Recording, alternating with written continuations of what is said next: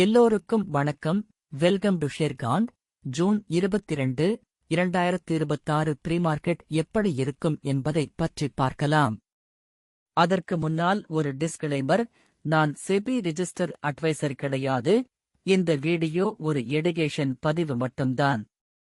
வாங்க வீடியோவுக்குள் போகலாம். ஜூன் 19, 2026 அன்று நிப்டி ஸ்பாட் 24,013 முடிஞ்சிருக்கு. அதே மாதிரி நிப்டி ஃபியூச்சர் 24,056 முடிஞ்சிருக்கு. அதனால பிரீமியமாக 43 பாயிண்ட்ஸ் கிடைச்சிருக்கு.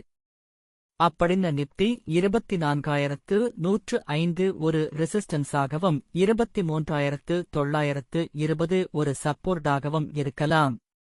அதே நேரத்தில் நாம ஜூன் 30 இல் உள்ள ஏடிஎம் ஸ்ட்ரைக் பிரைஸான 24,000 மற்றும் 24,050 எடுத்து செக் பண்ண போறோம்.